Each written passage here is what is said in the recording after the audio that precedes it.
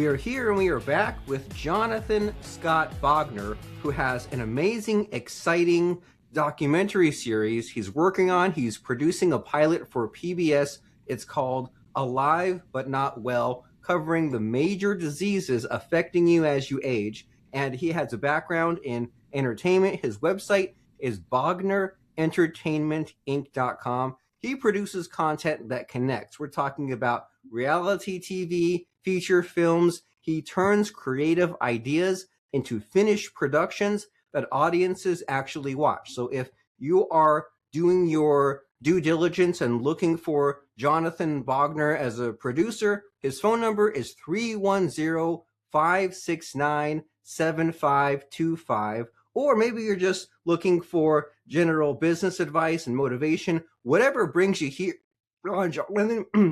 Excuse me, I'm getting a little choked up. Jonathan is talking about this documentary he's making and about just how he can get the work done, right? And get the leadership that's required to assemble the people to make these projects. It's so difficult to get a movie, a TV show, a documentary created. It's a Herculean feat. And Jonathan's here to tell us how it's done. So, Mr. Jonathan, how the heck are you? Well, thank you, Robert. That was quite an introduction. Wow, I'm impressed with myself. So just how does it get done? You know, making anything creative requires a lot of people, but it all starts with the writing. So you have to write yourself, or you have to write, or you have to align yourself with a writer, because the word controls how what the outcome is. So yes, I've made 17 feature films. I've all released by major studios. When I say I've made and have been produced 10 reality shows. 10 reality shows doesn't sound like a lot of shows on the air at one time, but in order to get to 10, my batting average, I had to create 10 to get to 1. So probably we developed 100, 150 reality shows to get 10 on the air. And then documentaries, kind of work for hire documentaries, and then moments of passion. And what I started out doing when I was in the hospital for 30 days waiting for my heart transplant was, what can I do? What is my medium? What can I do? Because I have to reinvent myself. So going back in time, when I was 45, making movies. At that point, I was making a movie called, I don't know, Soccer Mom or Trailer Park of Terror. I was at Sundance, came home from Sundance. The next day, almost like a, automatic dog, when my wife says, like, get up, from downstairs, you should kind of like, get up and go to the shower. And then when I was in the shower, I could not read the bottles of the shampoo and the conditioner, and it's like using the word Greek, because it was just like, oh my God, what am I doing? I can't read the bottles. So instantaneously, this happens instantaneously, I'm having a stroke. So I crumbled to the floor. I had 2 strokes. And then heart failure. So heart failure, 2 strokes. And when I was in the hospital the first time when I was 45, I didn't know, my wife didn't know, maybe the doctors knew, I had a condition called aphasia. And aphasia is the inability to speak. So could you imagine being a mute producer, a producer that can't say a word? So I had to rehabilitate myself for a year and a half in order to learn to speak. And also, when I was learning to speak, I was speaking in such like a monotone, so there was no inflection. Ultimately, I still have, and still today I have some issues with getting the words out and in a correct way, and also I kind of like have partial aphasia, but I don't really try to show it off.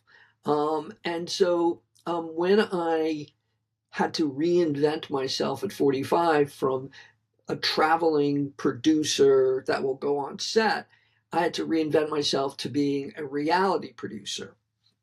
And as I mentioned, to be a reality producer, you can do it in LA.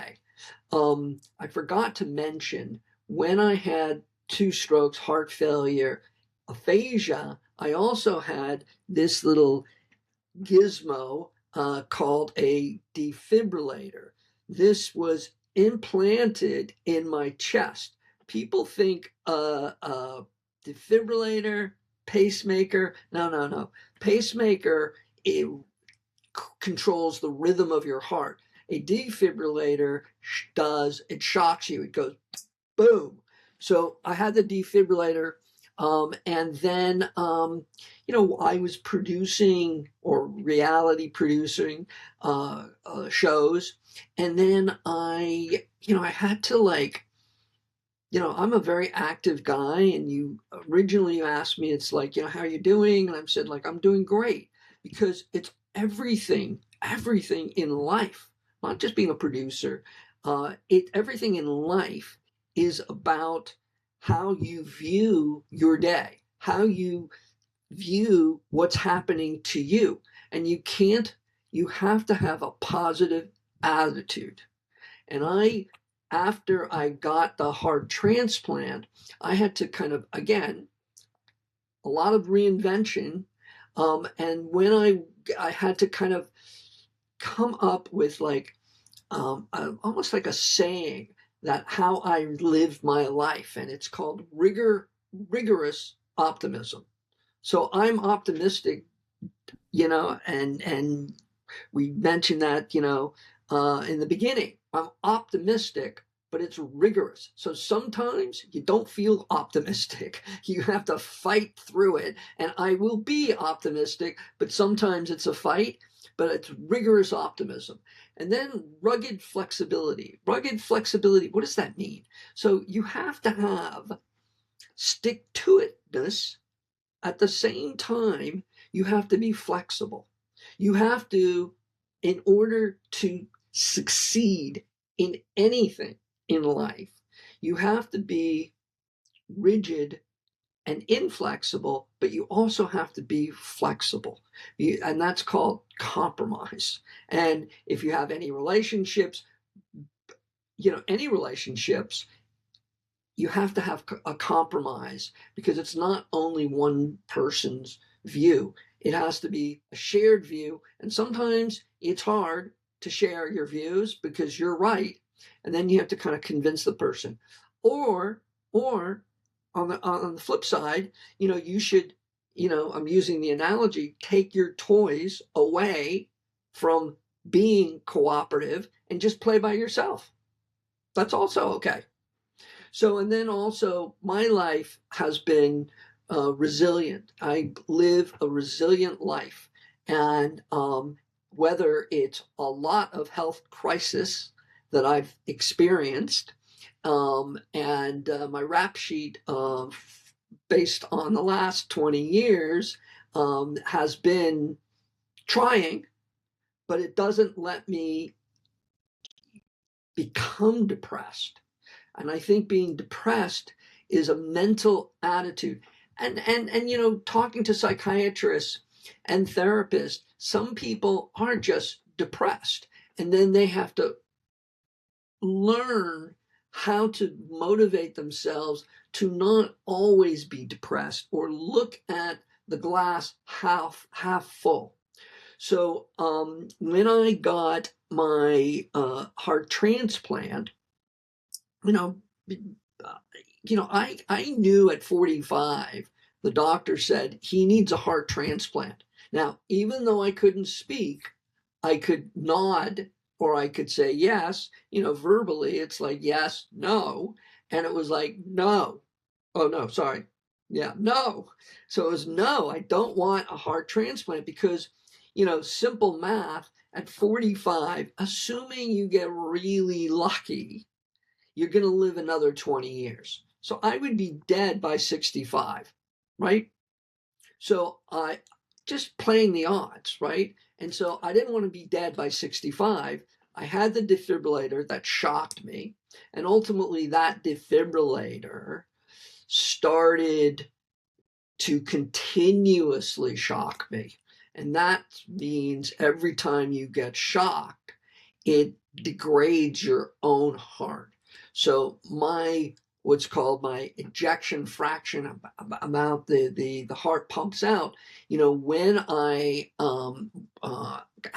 had the two strokes, it was around 17%, which is livable, but not a good life. You really shouldn't fly an airplane. So when I got the heart transplant, my ejection fraction, the amount the heart pumps out, was 7%. Now, you look like you're a healthy young man, and I feel you'd probably be, in the 50 to 60 range. You're never going to be 100%, right? The heart, systolic, diastolic. So it's not like you're 100%, let's just say 60%. Well, I was 7%. I mean, you can't literally get out of bed. And I forced myself.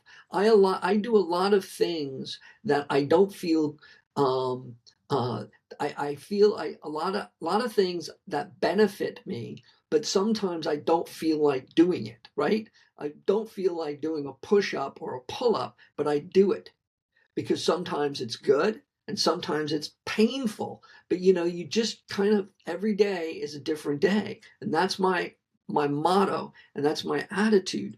So when I was in the hospital waiting for the heart transplant, I had to again reinvent myself. I've done a lot of reinventing myself because my brother had two jobs through pretty much his whole life. So he's not good at reinventing himself. I have, on the other hand, as a producer, and it doesn't mean a film producer, and I think the kind of the gig economy, you have to kind of reinvent yourself, all the time. And I wanted to kind of try to change the things that I was doing. Maybe I got bored, but at the same time, I went from a music supervisor for the Doors to Cosmos, if everyone remembers Carl Sagan, to an executive producer at a studio, to a film producer, and I made lots of changes and ultimately became a reality producer. When I was in the hospital doing my, thinking about what I would do, I wanted to give back, and I also wanted to make some money, but at the same time I wanted to give back. And what could I do? And I noticed everyone has people going in and out of their room, family, friends. And I noticed that everyone is really a caregiver, right? You're a caregiver. You just visit your friend in the hospital. And I thought, like, what about caregivers? And I thought 63 million people, 1 in 4 are caregivers. Sometimes they don't realize that they're caregivers, but ultimately most of them are unpaid, and it's family members, wife, husband, spouse, brother, sister, someone, the odd man out or woman out of a set of siblings. It's like, hey, you're not really doing much. Why don't you take care of mom? So, or why don't you take care of dad? So, we are we are caregivers. We will be caregivers, and at some point in the not too distant past, we have to experience the role of being a caregiver. And so I thought that would be a show. And I originally came up with Caregivers Today, and that was too limited. And then I decided it should be alive, because everyone's alive, but not well. And I think that's a truism for the world. Everyone's in countries, people are doing well, or they're alive, but they're not doing well. So I thought that was a really good name. And what I did as a producer, I had to find a writer, and the logical person was I should write it myself. So I wrote it, and it breaks down all the diseases. So let's just say my case, heart disease. So I'm interested in heart disease, and I really couldn't find someone else to be the host because I had so many of these conditions. And so I had some issues with my lungs. I had some issues with my pancreas. I had some issues clearly with my heart. So it's like, and I'm curious. I'm a curious person. And then that's kind of the innate quality about, when you are out there in the world, either you live for your work or your work takes over. And I feel like my work has taken over my life because I'm so passionate about what I'm trying to do. So for the first episode, the pilot was all about the heart. So I had the head of cardiology at UCLA, who is the kind of the voice of authority. His name is Dr. Dang. And then we also interviewed another doctor for the pilot, Dr. Farmer, who's head of liver and pancreas at UCLA. And so they were the voice of authority, establishing when you need the doctor, when the specialist, and kind of giving you the underground, not underground, but the basis of when you need, a cardiologist and when you need some issues. And then I interviewed the caregiver, usually a husband, wife. In one case, it was a brother or sister. I interviewed the caregiver, and then you have the patient. And in my case, we had a patient who had 3 hearts. How do you get 3 hearts? Well, one goes bad. He had to live through a situation where one went bad. So we had the caregiver, patient, the doctor. I thought a therapist would be helpful. And then what about your diet? Nutritionist. And what about your exercise? You can do any exercise. Well, not any, but you can do, if you're immobile or you really can't move around too much, you can do exercises in your chair. You can do exercises in your bed. Yeah, you could actually get out of your bed and do some exercises in your house, or you can go to a gym. So my audience is probably, I would say, anyone that is alive, but predominantly people who are over 50, maybe 60. They really have caregivers that are either live with them, and there's a big need for caregivers. So I had a therapist, nutritionist, and then I thought, what about an advocate? Someone who speaks for us, people who, have heart disease, the American Heart Association. Then there's the American Lung Association, the American Pancreatic Association, Crohn's and colitis. They've all got their associations. They're not only looking for money, which they are, but at the same time, they're doing good. And so I interviewed, the spokesperson for these associations. So that's the show. We're completing the pilot, and then we're sending it to PBS. But I think it's a show that is beneficial to anyone. If you have a specific disease, just watch the show about your kidneys. just watch the show about your lungs, because you're going to have an expert who speaks to that disease, and then they can help you along the way to overcoming or preventing. And if you have the disease, how can you live with it? I don't think you get better. It's like, hey, how's your heart doing? Well, my heart's doing great, but it's someone had to die for me to get their heart. I mean, that puts it in perspective. Yeah. It's not like I'm like, hey, I sliced off my finger and I regrew it. It's like someone had to die. And that kind of, is like, wow. So my way of giving back is to produce a show. And yes, originally we're talking, it's a lonely process, but then you have to get other people who have expertise. So we had a great director, editor, a DP, which is director of photography, sound. So we stuffed everyone into my living room and we recorded the show.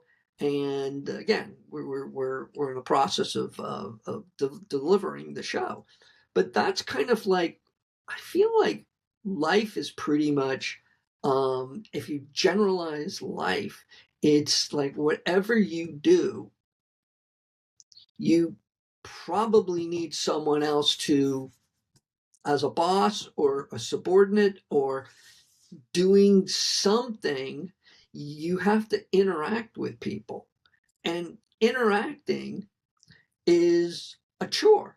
Like, so do you like people or do you don't like people? So it's easier. Clearly, you put yourself out there and you're a host and you've got a business, but you have to like people, which is easier. But if you really don't like people, you have to pretend, and then you get the best of people, and you just, ultimately, you want to have, you really want to have the ability to motivate, or, they always say, leaders have visions, and then supporters usually have issues with what is in front of them or what they're trying to do. But you have to just work with people to get the most out of people and be nice. You know what I'm saying? You can be, I feel like being or cooperating. So everyone needs someone to lead. So whoever that person is, whether right or wrong, and but they need to lead. But they have the ability to be nice to you, and if you're not being treated well, you can actually say to that person, I don't know if you realize, every time you talk to me, you are demeaning me, or no people, not people, very few people actually said, hey, thank you very much because you're being a nice boss. But it's also quid pro quo. It goes both ways. So that's kind of like my story.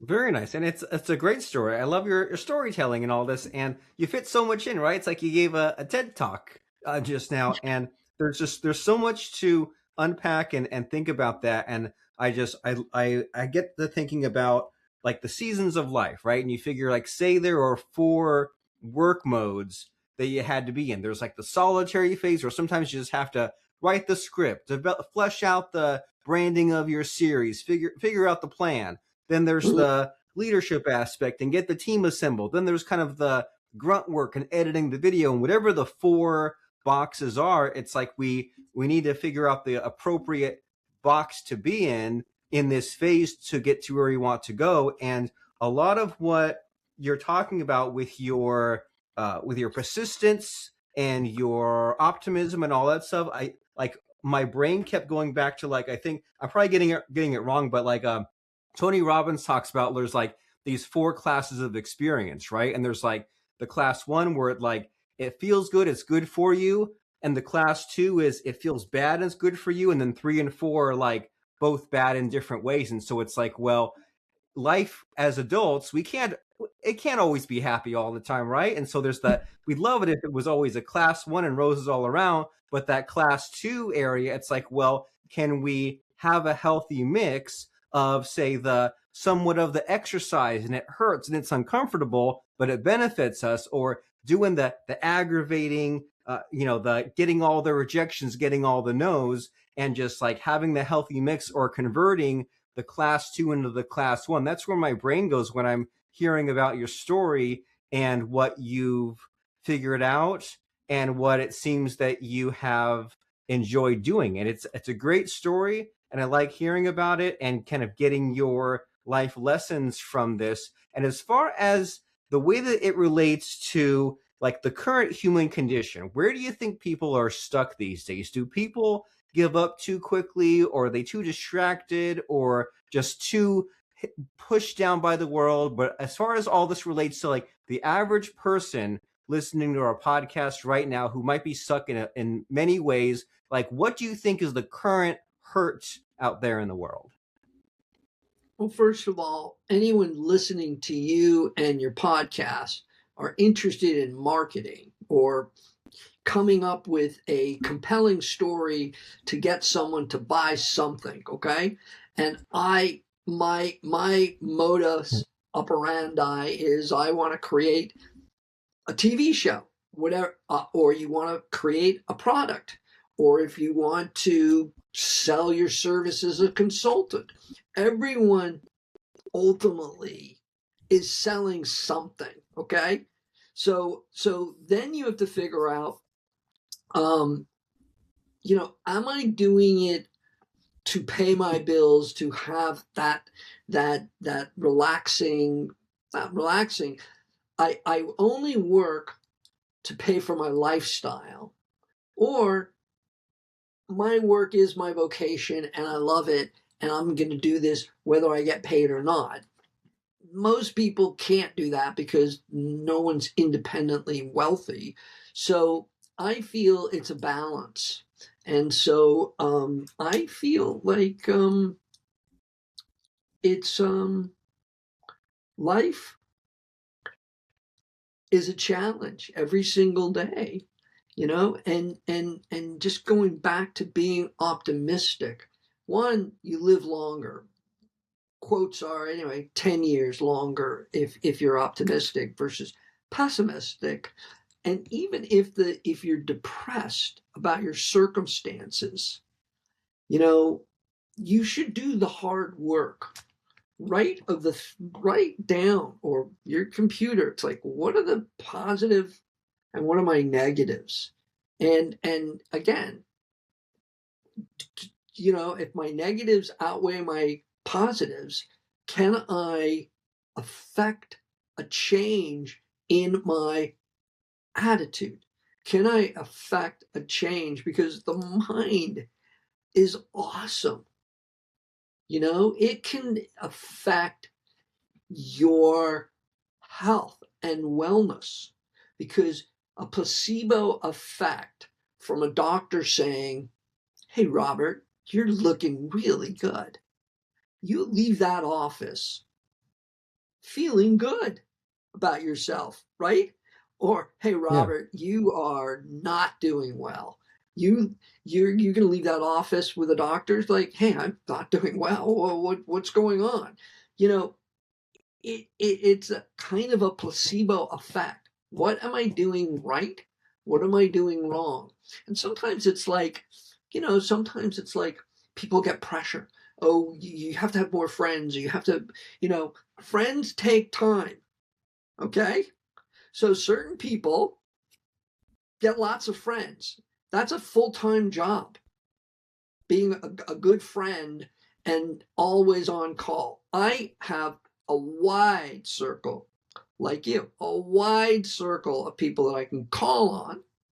Doesn't mean I call them on every day, but I have those boxes. This person is an electrician. This person is a plumber. This person can do this for me, and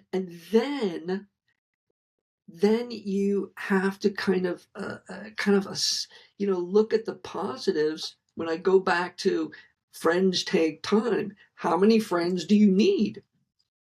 And if friends take time, usually it's between, I would say, 5 to 10, and checking in with these friends and finding out what they're doing. So it's an investment of time to be a good friend. And I kind of lost the thought, but I was saying that it's some people get lucky, or persistence creates their luck, or they just kind of fall into, hey, I got this great job and I'm happy, and I'm moving up the chain. But it's okay if you don't move up the chain and you have a middle management position, or a blue collar job, and you're okay with it. It's all about, who says you're not okay? Friends, family, you're not okay. It's like, oh, I'm good with my life. But people don't want people to be good with their life. I think it's a maturation. Being older gives you more of a perspective about the good and the bad in life, and it's confidence. It really is confidence to say, hey, are you good with your life? Because I don't think you're good. It's like, who are you to tell me what you think? I'm living my own life. I like myself. It's all about liking yourself. I mean, being a producer, it's all about liking yourself and then convincing other people to follow you, whatever they do. And so if you don't like yourself, then you probably have moments of being depressed, because you have to find out what you like and what you dislike, and then kind of go create your own world. And if your own world is ordinary, and if your own world is, I just want to go out and my water skiing is the most important thing in my life, and I'm not going to be a professional, but I love doing that, and I just work to allow myself to have a boat and water ski on a lake. Just be content about, those are the choices you've made. You're internally, you're making those choices, whether you know it or not, and just be comfortable and confident in those choices. That's my lesson of the day for me. And it's an important lesson, and it might be a difficult lesson for many. This idea of self-awareness and what kind of story are you telling yourself? Because it is the default, and it is easy to give up, or it is easy to say that, oh, well, that big, huge, scary goal, oh, I didn't want it, and then secretly that you did. So you're saying that it's important to figure out the inventory. They call it the SWOT analysis, don't they? Your strengths, weaknesses, opportunities, threats. And then you figure out what your pluses and minuses are, and figure out some goals, and figure out like a purpose. So that way, when the going gets tough, when you do have a problem you can't really solve, or there is a lot of work in front of you, you say, hey, well, how does this relate to my purpose? And I do some of those difficult, uncomfortable things to get to the other side. And in general, be a nice person. Like, I love the kind of repeat lesson we have here of just give someone a compliment. Like, there's so much bad in the world. Like, put something good in the world. It costs you nothing. It takes you almost no time, but it's easy to forget, or it might not be natural if we're used to living in the glum, doom and gloom space that we're in. And we want to have that positivity. And it's amazing how the power of film and television, I'm sure you put out all kinds of stuff that has been seen by thousands, millions, and you'll never meet the person in your life. They probably don't even know your name unless they happen to see it in the credit. But there's that ripple effect of other positive changes you make in the lives of others. And that's what I'm all about too as well, that ripple effect. And so if we say, man, this guy, Jonathan Scott Bognar, I'm fascinated by him. I want to know more. I want to check out that Alive But Not Well PBS documentary once it comes out, his website, etc. What are some next steps here? Well, I mean, the next step, if you're interested, I have a website, or the next steps for me, or the next steps for your audience. For the audience, if they want to find out more about you, where do they go? I mean, I've got a website. You mentioned it in the beginning. It's Bogner, Bogner, Entertainment, Inc.com. You'll find a little bit about me and what I do. And, you mentioned something about giving compliments. People, and I just want to go back for 1 second, people don't accept compliments. And I said to my wife and my friends, it's like, you're doing great. I love your, perfume. I love your teapots. Oh, well, my teapot collection is incomplete. I'm building it up. It's like, I'm just remarking today at this moment in time, I like your collection. Just accept the compliment, and people cannot accept those compliments. Right. Maybe they're not used to it, right? Or it seems like in my own imagination, I imagine women probably get too many compliments and it's kind of meaningless, and then men don't get enough compliments. So when someone says, hey Jonathan, nice haircut, they're like, oh no, I'm not used to someone saying that. I'm uncomfortable. So here I'm going to go to default to the negative. So you're saying just take the compliment. Just if someone's nice to you, be nice back. What a concept. But sometimes we need that foundational lesson to hear it. And so you say that website is BognerEntertainmentInc.com. And if you're impressed by Jonathan and you're interested in the documentary or his TV skills in the entertainment industry, his email is jsbtv8@gmail.com. And that phone number we mentioned before is 310-569-7525. It takes you 2 minutes to send a text or give them a phone call, give them a compliment, say, hey, I loved you on the Marketer of the Day podcast, make a new friend, and get that new conversation started. Whether it's a TV movie, documentary series, or a new venture, Mr. Jonathan Scott Bognar handles the creative vision and the spreadsheets. He delivers, no excuses, no drama, just results you can screen, stream, or sell. 16 feature films, 10 reality shows, and 4 documentaries. You can find his executive producer credits at BognerEntertainmentInc.com. And then, as we said, that documentary is Alive But Not Well, where you find out about these ailments, about the solutions, about the caregivers, all kinds of people, human experiences to dive into. But before I let you go, Mr. Jonathan, it's time for the scary part of the podcast where I try to stump you. I try to put you on the spot by asking you about a fun or interesting quote or lesson that has served you. So what comes to mind as far as a fun or interesting quote or lesson? Well, I thought we were talking about like kind of a quote. I mean, I'm a guy who like writes things down with cards because it's a blank card. But sometimes you read something or hear something, and you have to remember it. I mean, the kind of like a quote that I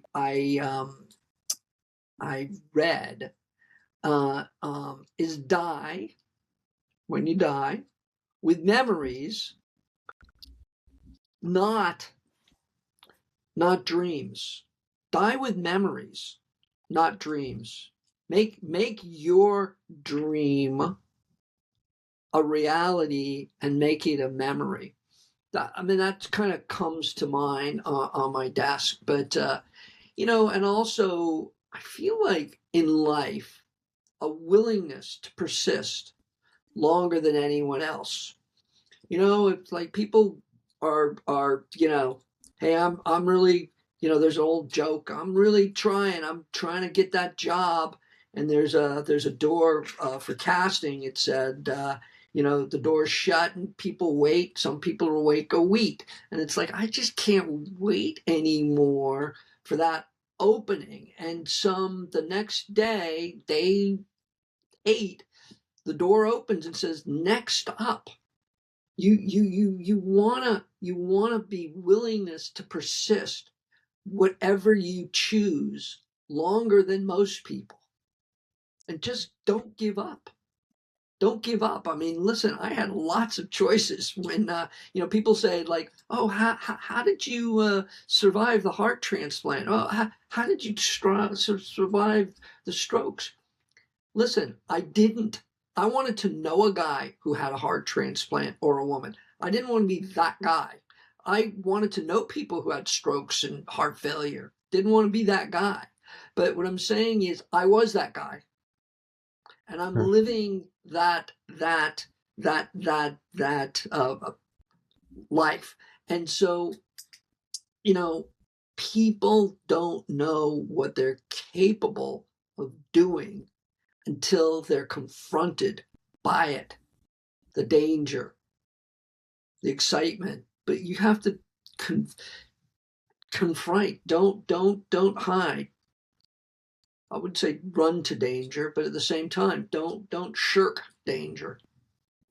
Of course, yes. And because you want to die with memories, not dreams. And so inspiring. It makes me think about, remember that movie Rudy? I need to go and watch that. Yeah. It's been like 20 years since I saw that. He kept getting like pummeled again and again with football, and people just kept saying, you're like 5 foot tall. Why do you keep just putting yourself through that torture? And he just kept on persisting. And so we need to be in that way, just pursuing our goals and not letting the doubt win, and solving the problem, whatever that happens to be. Social, money, health, life purpose, get that problem solved. And you're a very inspiring man, Mr. Jonathan Bognar, and you can find out more about him, his documentary, and his work in film and TV. That's BognerEntertainmentInc.com. And the upcoming documentary, Alive But Not Well. Check it out. We'll have it in the show notes. And thanks for showing up, stopping by, and just being a force of nature, a very pleasant podcast guest. Thanks for doing it. Hey, it was my pleasure to talk to you, Robert. It was a pleasure. You're a very good active listener. Ooh, and there's your compliment. And you're a very good guest. All right, super.